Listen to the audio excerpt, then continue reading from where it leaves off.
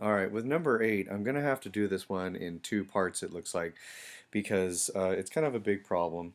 And so I'm going to be working this out with the first part, and then I will talk about what kind of answer you should have to finish this up.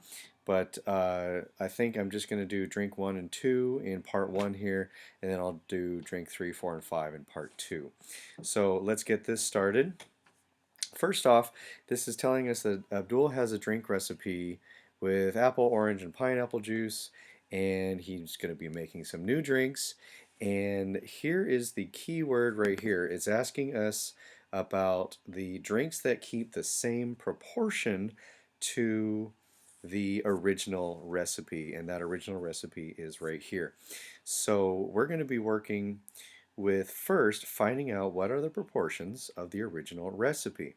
And the proportions, of course, are going to be based on the types of juice he uses. So first we have in the left column apple juice. Now we're going to see what proportion that goes with orange juice. And then we're going to do our next proportion of orange juice compared to pineapple juice. So we have two different proportions here, and we could actually do this in terms of 3 items in a proportion, apple to orange to pineapple. But to be honest with you, it's going to be a lot easier to do it this way with these two proportions. So in the original recipe, apple juice to orange juice, we have 1 1/4 to 1 3/4. So here's our apple juice, 1 1/4. And our orange juice is going to be 1 3/4. And those are, of course, in cups. So we're going to change this complex fraction with mixed fractions into improper fractions. So I'm going to say this is 4 times 1 is 4 plus 1 is 5. So our apple juice is going to be 5/4 cups. And our orange juice is going to be 4 times 1 plus 3, which is 7/4 cups. Now, if you remember that a compound fraction is going to be the same as a division problem, this is like saying 5/4 divided by 7/4. And if we continue with fractions and their properties, division in fractions can be done with multiplication and the reciprocal of the second number. So we have 5/4 instead of divided, we have multiplied by 4/7. We're going to flip that second number over for the reciprocal, and we get 4/7 instead of 7/4. So of course now we multiply straight across, so 5 times 4 will give us 20, and 4 times 7 will give us 28. And this will reduce now, because 4 goes into both of these numbers. 4 goes into 20 5 times, and 4 goes into 28 7 times.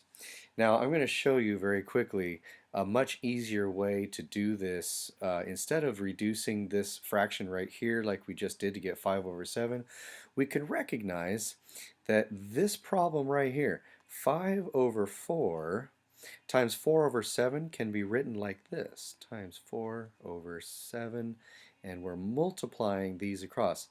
Now, when you have multiplication and division with the same number, if we have 4 in the numerator and the denominator, we're multiplying and dividing, well, those cancel. And notice what we have left over, 5/7.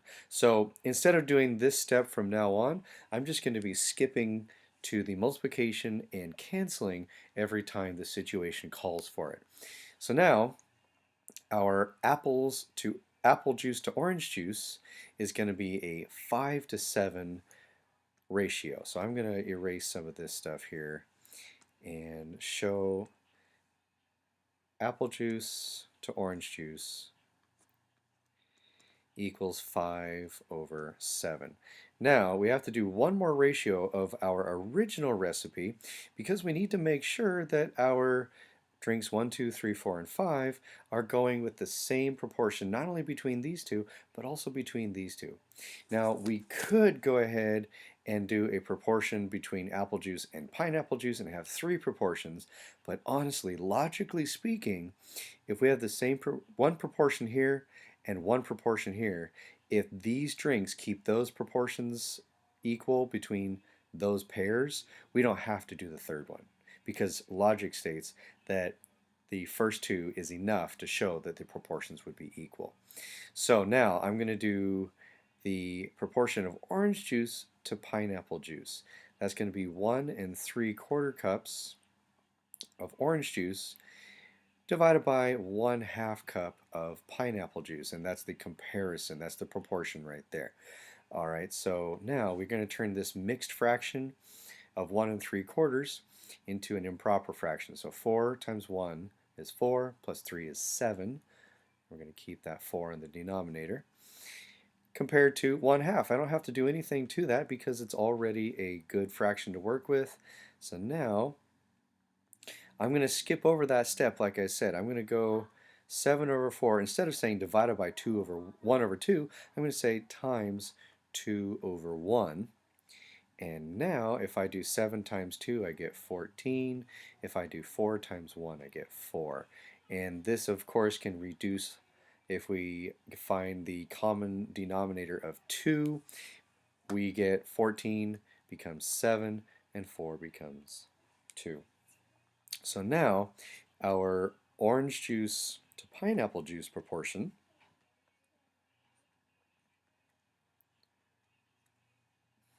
is going to be 7 over 2. So these two proportions, 5 over 7 and 7 over 2, are going to be the proportions we're going to have to work with in our drinks 1 through 5 to see if they work out. So I'm going to go ahead and do drinks 1 and 2. I think I have enough time to do that. And then I'll do part 2 with drinks 3, 4, and 5. So drink number 1. We get apple juice to orange juice first. And so apple juice is 1 2/3 cups, and our orange juice is 2 1/3 cups. So of course, our objectives here is to see if this proportion is equal to 5 over 7. If it is, it looks like drink number 1 might be a contender to being the same proportion of juices as the original recipe as our question states. So let's move this back. My apple juice to orange juice mixed fraction, I'm going to turn into an improper fraction. So 3 times 1 is 3, plus 2 is 5 over 3, and that's going to be compared to this proportion. 3 times 2 is 6, plus 1 is 7, so I'm going to say 7 over 3. Now, again, I'm going to skip a little bit. Instead of saying 5/3 divided by 7/3, I'm going to say 5/3 times 3 over 7. And as we stated before, these 3's, when we're multiplying and dividing by the same number, they will cancel out. So I'm going to show that as canceling there. And look what we're left over with, 5 over 7. So apple juice to orange juice in drink 1 is proportional to our original recipe. So that so far is looking good. Now we need to still do, though, the second proportion, which is orange juice to pineapple juice. So let's go to orange juice is 2 1/3 cups, and that's compared to 2/3 of a cup in the denominator here, the pineapple juice. All right, so 2 1/3 cups. Well, 3 times 2 is 6, plus 1 is 7. So that's going to give us 7 over 3 for our improper fraction. And then, of course, I don't need to do anything to the 2/3 because it's already a regular fraction. So now that's going to be 7 over 3. Instead of divided by 2 over 3, I'm going to say times 3 over 2. Well, guess what? It's happening again. We have that 3 in the numerator and the denominator, both dividing and multiplying. So those, again, will cancel out. And what are we left over with but 7 over 2, just like our original recipe. So drink number 1 looks like it's good to go. We have 5 over 7 for the first proportion and 7 over 2 for the second proportion, and they do match. So when you answer this and show your work, you should see that drink number 1 is proportional to our original recipe. Alright, I'm gonna see if I can fit the rest actually in part 2 of this video. And so we're going to go into part 2 and do drinks number 2, 3, 4, and 5.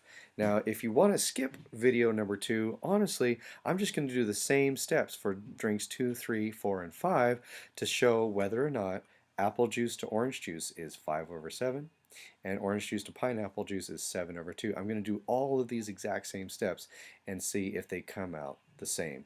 So you don't really have to look at video number 2 if you don't want to, but I will show the rest of this for your benefit if you need. See you in video number 2.